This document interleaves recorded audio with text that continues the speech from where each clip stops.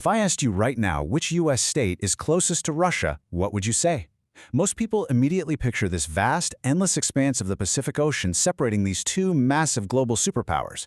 You might assume they're thousands of miles away. So, do you have your guess locked in? Okay, let's dive into this. The answer is Alaska. And get this, not only is it the closest, but the distance between Alaska and Russia is a mere 53 miles across the Bering Strait. Geographically speaking, Alaska actually shares more in common with Russia in terms of pure proximity than it does with the lower 48 states. It's a massive reality check on how we usually visualize the globe. Section 1. Mind-bending borders in sizes. We're going to start by fundamentally challenging your basic understanding of the American map, specifically focusing on these mind-bending borders in the sheer, almost unfathomable sizes of some of these states. Let's look at Texas for a second. We've all heard the saying, everything is bigger in Texas, right? Well, this comparison puts that into a real global perspective. Texas covers over 268,000 square miles. You could literally take the entire country of France, which is 210,000 square miles, drop it right in the middle of Texas, and still have over 26,000 square miles of extra space just left over. It's truly a state that operates on the scale of an entire European nation. And it's not just landmass where U.S. states rival entire countries, it's population too. Take California, for example. With 39.1 million residents, the Golden State is an absolute megastate. To put that into perspective, California's population basically rivals that of the entire nation of Canada. If it were its own country, California would be a global heavyweight in both population and economic power. And I think this brilliantly illustrates exactly why we need to do some rapid-fire myth-busting. Let's clear up a few common misconceptions real quick. First up, the southernmost point in the U.S. isn't Key West, Florida. It's actually Kauai in Hawaii, sitting just 1,500 miles from the equator. Second, the mighty Mississippi, not the longest river. That title actually belongs to the Missouri River, which edges it out by just one single mile.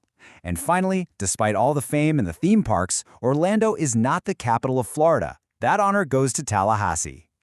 Oh, and before we move on from borders, you have got to hear about this bizarre geographic quirk.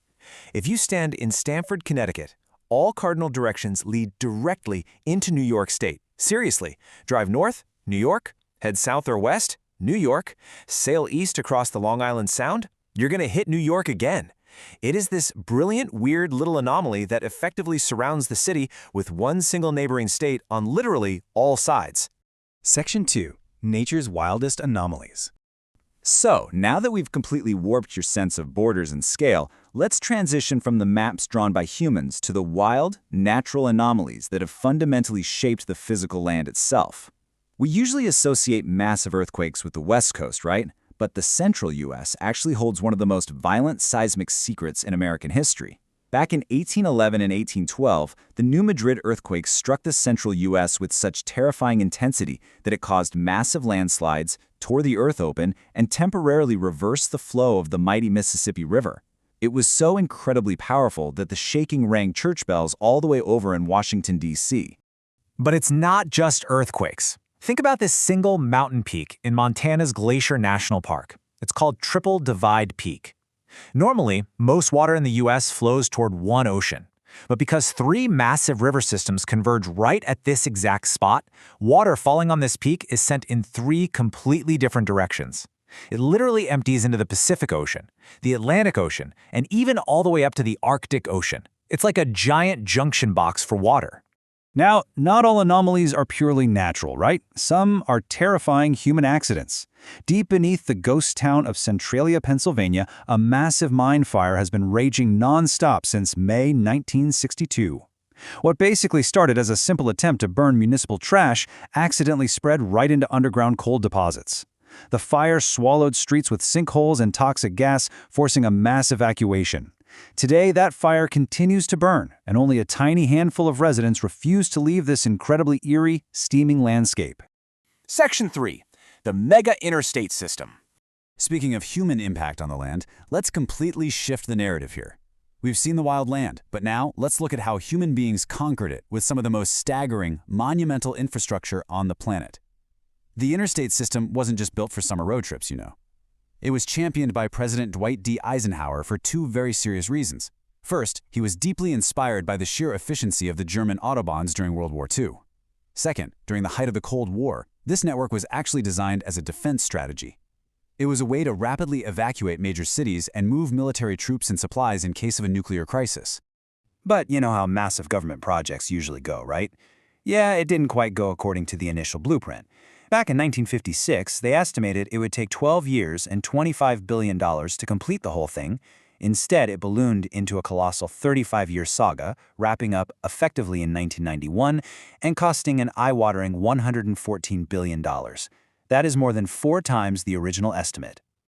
To truly grasp where all that time and money went, just consider this for a second. The U.S. interstate system consists of over 49,000 miles of highway. That required so much concrete that if you pulled it all together, you could literally build a wall 50 feet high and 9 feet wide stretching entirely around the Earth's equator. It is the largest Earth-moving project in all of human history, dwarfing even the Panama Canal.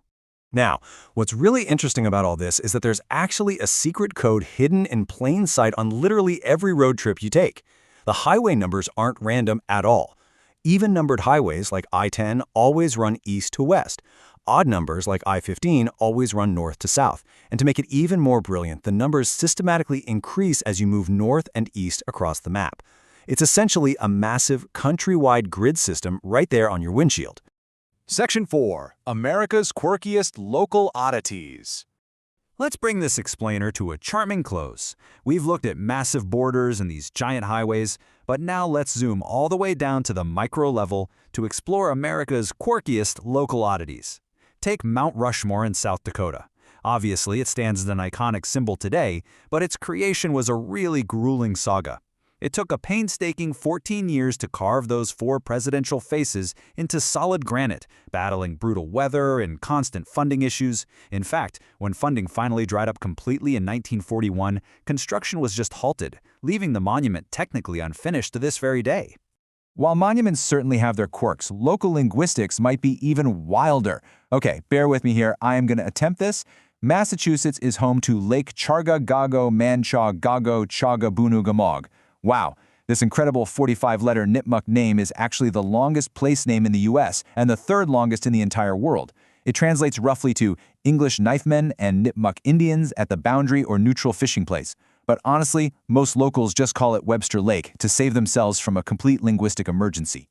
And finally, bringing us to our last geographic oddity, the number 1. What does that mean? Well, that is the exact official population of the incorporated town of Monowi, Nebraska. The town's sole resident, a woman named Elsie Eiler, single-handedly acts as the town's mayor, its librarian, and its bartender. She essentially runs an entire American town all by herself. How cool is that? So from rivers that literally flowed backward during an earthquake, to a lone mayor running a town of 1, to states that rival in